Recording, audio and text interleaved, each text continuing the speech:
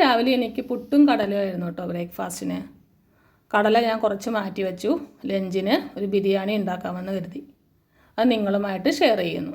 അതിനുവേണ്ടി കട്ടിയുള്ളൊരു പാനിൽ ഓയിലും കുറച്ച് നെയ്യും ചേർത്ത് നന്നായി ചൂടാക്കുക. അതിനകത്തേക്ക് പെരുംജീരകം, ഏലക്കായ, പട്ട, ഗ്രാമ്പു എന്നിവ ആഡ് ചെയ്ത് സവാള നീളത്തിലരിഞ്ഞ് ചേർക്കുക. സവാള നന്നായി വഴന്നു വരുമ്പോൾ അതിനകത്തേക്ക് ഇഞ്ചി, വെളുത്തുള്ളി, പച്ചമുളക് പേസ്റ്റ് ചേർക്കുക. ഉപ്പ് ചേർക്കുക. ഉപ്പ് ചേർത്താൽ സവാള പെട്ടെന്ന് മൂത്ത് വരുവേ.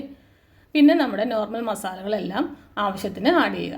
മഞ്ഞൾപ്പൊടി, മുളക് പൊടി, മല്ലിപ്പൊടി, പിന്നെ മസാലപ്പൊടി. ഞാൻ ഇവിടെ ചിക്കൻ മസാലപ്പൊടിയാണ് ഉപയോഗിച്ചിരിക്കുന്നത്.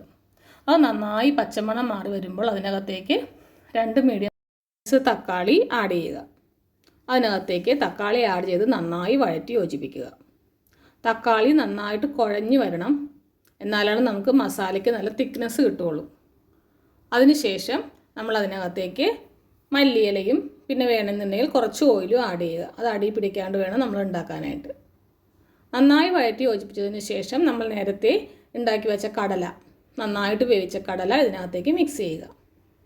ഈ കടല നന്നായിട്ട് വെന്ത് അതിനകത്തേക്ക് മസാലയും കടലയും യോജിച്ച് വന്നു കഴിഞ്ഞതിന് ശേഷം മാത്രമേ നമ്മൾ റൈസ് ആഡ് ചെയ്യാവൂ. നമ്മൾ ബിരിയാണി ഉണ്ടാക്കുമ്പോൾ ഉണ്ടല്ലോ, റൈസ് ഒന്ന് ചൂടാറിയിട്ട് വേണം ഈ മസാലയിലേക്ക് ആഡ് ചെയ്യാൻ.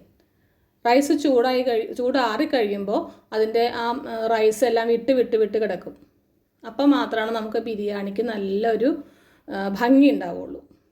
അങ്ങനെ റൈസ് അതിനകത്തേക്ക് നമ്മൾ ആഡ് ചെയ്യുക. കുറച്ച് മസാല മാറ്റിയിട്ട് വേണം കേട്ടോ റൈസ് ആഡ് ചെയ്യാനായിട്ട്. അതിനുശേഷം ബാക്കിയുള്ള മസാല കൂടി അതിൻ്റെ മുകളിലേക്ക് ആഡ് ചെയ്യുക. നന്നായി നിരത്തി യോജിപ്പിച്ച് അതിൻ്റെ മുകളിലേക്ക് മല്ലിയിലയും നെയ്യും ചേർക്കാവുന്നതാണ്. ഹെൽത്ത് ഇഷ്യൂസ് ഉള്ളവർക്കാണെങ്കിൽ നെയ്യ് അധികം ചേർക്കണ്ട, എന്നാലും കുറച്ച് നെയ്യ് ആഡ് ചെയ്യുക. അതിനുശേഷം നമ്മൾ ബിരിയാണി ദം ചെയ്യുന്നത് പോലെ ഞാനിവിടെ ഒരു 10 മിനിറ്റ്, മാക്സിമം 10 മിനിറ്റ് വച്ചിട്ടുള്ളൂ. ലോ ഫ്ലെയിമിലായിരിക്കണം സ്റ്റൗ വയ്ക്കേണ്ടത്. അതിനുശേഷം നമുക്കിതെടുത്ത് സെർവ് ചെയ്യാവുന്നതാണ്. നല്ല ടേസ്റ്റി ആയിട്ടുള്ള ബിരിയാണിയാണ്. നോൺ വെജ് കഴിക്കാത്തവർക്ക് ഒരു ബിരിയാണി കഴിക്കാൻ നല്ല ഒരു ചോയ്സാണിത്. എല്ലാവരും വീട്ടിലുണ്ടാക്കി നോക്കണം. കുട്ടികൾക്ക് സ്കൂളിൽ കൊടുത്തു വിടണം. എല്ലാവരും ട്രൈ ചെയ്യണം. താങ്ക്